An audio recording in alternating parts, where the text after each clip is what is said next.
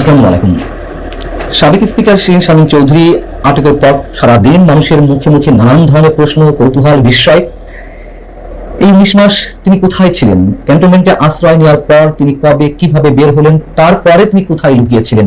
ইউনূস সরকার কেন তাকে আটক করেনি? তিনি কি ইউনূস সরকারের নজরদারিতে ছিলেন, নাকি ইউনূস সরকারের জঙ্গি শাসনের চোখ এড়িয়ে তিনি আত্মগোপনেই ছিলেন? এরকম অনেক প্রশ্ন দিনভর মানুষের মুখে মুখে। তবে একটি বিষয় অনেকের কাছেই স্পষ্ট হয়ে উঠেছে যে তিনি আগে থেকেই আটক ছিলেন। তাকে নির্যাতন করা হয়েছে। আদালতে তোলার পর বা তোলার সময় তার শারীরিক দুরবস্থা মানুষের চোখের সামনে উপস্থিত হওয়ার পর থেকে অনেকেই প্রশ্ন তুলতে শুরু করেছেন কতটা নির্যাতন তাকে করা হয়েছে।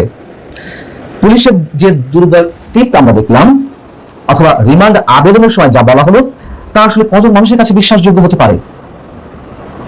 এবং এই যে স্ক্রিপ্ট, এই যে পুলিশের বক্তব্য, তাকে শুধু পুলিশেরই বক্তব্য, নাকি উপরতলার থেকে আদিষ্ট হয়ে পুলিশ এ ধরনের বক্তব্য দিচ্ছে? সাবেক আইন উপদেষ্টা ডক্টর আসিফ নজরুল দুদিন আগে বিবিসিতে একটি ইন্টারভিউতে বললেন যে আওয়ামী লীগ সরকারের সময় যে পরিমাণ গায়েবী মামলা হয়েছে, অন্তর্বর্তী সরকারের সময় সেই ধরনের কোনো গায়েবী মামলা হয়নি, তবে গায়েবী আসামি করা হয়েছে। আসিফ নজরুল যা বলেছেন তার পরতে তো অবশ্যই মিথ্যা জড়িয়ে রয়েছে। তবে তার এই কথাটিকেও যদি আমরা ধরে নিই যে গায়েবী আসামি করা হয়েছে অন্তর্বর্তী সরকারের সময় করা অসংখ্য মামলায়, সেই জায়গা থেকেও তো স্পষ্ট যে শিরিন শারমিন চৌধুরী গায়েবী আসামি হিসেবে উপস্থিত করা হয়েছে। পুলিশ কি বলছে দেখুন, কতটা হাস্যকর, কতটা নির্দয়। একই সঙ্গে পুলিশ বলছে যে গ্রেপ্তারের পর শিরিন শারমিন চৌধুরীকে প্রাথমিক জিজ্ঞাসাবাদের মুখোমুখি করা হলে তিনি স্বীকার করেছেন যে তিনি হত্যার নির্দেশ দিয়েছিলেন। এটি কারো বিশ্বাস হওয়ার মতন? রিমান্ড আবেদনে বলা হয়, জিজ্ঞাসাবাদে আসামি তার নাম ঠিকানা প্রকাশ করে এই মামলার ঘটনায় তার সম্পৃক্ততার কথা স্বীকার করেন। তবে পলাতক আসামি সহ মামলার ঘটনা নিয়ে প্রশ্ন উত্তর কৌশলে এড়িয়ে যান তিনি। কি অদ্ভুত! তাকে আটক করা হলো আর প্রাথমিক জিজ্ঞাসাবাদের সঙ্গে সঙ্গেই তিনি স্বীকার করে ফেললেন। আমাদেরকে যখন 2025-এর 28শে আগস্ট আটক করা হয়েছিল, আপনি নিশ্চয় মনে আছে কিভাবে আটক করা হয়েছিল? মঞ্চ 71-এর প্ল্যাটফর্ম থেকে, মুক্তিযুদ্ধ সংবিধান নিয়ে আলোচনার একটি স্থান থেকে আমাদেরও বসিয়ে রাখা হলো, মামলা সাজানো হলো, 10 ঘন্টা 12 ঘন্টা পরে মামলা রুজু করা হলো।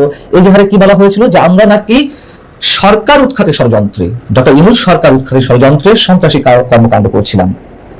সন্ত্রাসী কর্মকাণ্ড কারা করেছিল সেদিন সারা বিশ্ব দেখেছে।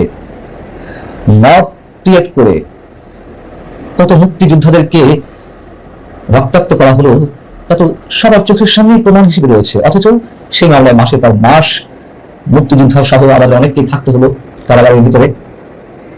এখনো কারাগারের মধ্যে অসংখ্য মানুষ রয়েছেন যারা মাসের পর মাস, 12 মাস, 14 মাস, 15 মাস হয়ে গেছে কারাগারে রয়েছেন। তাদের কোনো মামলায় জামিন হচ্ছে, জামিন হওয়ার সঙ্গে সঙ্গে আবার নতুন মামলা দেওয়া হচ্ছে তাদের বিরুদ্ধে, সোনারেশ দেখানো হচ্ছে। সাবেক স্পিকার শিরিন শারমিন চৌধুরীর বিরুদ্ধে যে মামলা, সেই মামলার এজাহারে কি বলা হয়েছে একটু খেয়াল করুন। 2024 সালের 18 জুলাই কোটা সংস্কারের দাবির আন্দোলনে ঢাকার লালবাগের আজিমপুর সরকারি কলোনি এলাকায় ছাত্র জনতার মিছিলে পুলিশ ও আওয়ামী লীগের অজ্ঞাতনামা সন্ত্রাসীরা গুলি চালায়। তখন আশরাফুল ফাহিমের চোখ, মাথা ও শরীরের বিভিন্ন জায়গায় গুলি লাগে। কি সুন্দর বর্ণনা! তারপর কি হলো? এই বর্ণনা থেকে সেই আশরাফুল আলম মামলা করলেন 2025 সালের 17 জুলাই, 1 বছর পর এসে। এই মামলাটি কি করলেন?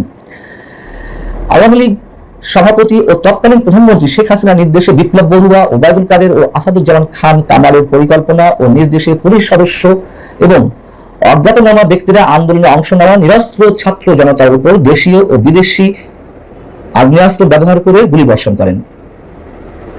এবং এ সংক্রান্ত আরো কিছু কথাবার্তা মামলার 3 নম্বর আসামি করা হয় শিরিন শারমিন চৌধুরীকে। এখন আপনারা বলুন, এই মামলার কোথাও শিরিন শারমিন চৌধুরী সম্পর্কে কোনো বর্ণনা দেওয়া আছে? এছাড়া কোথাও তার সম্বন্ধে টু শব্দটি উচ্চারণ করা আছে?